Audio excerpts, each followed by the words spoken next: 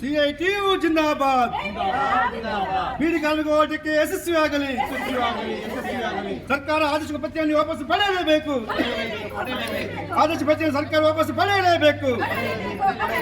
CITU ಜಿಂದಾಬಾದ್. CITU ಜಿಂದಾಬಾದ್.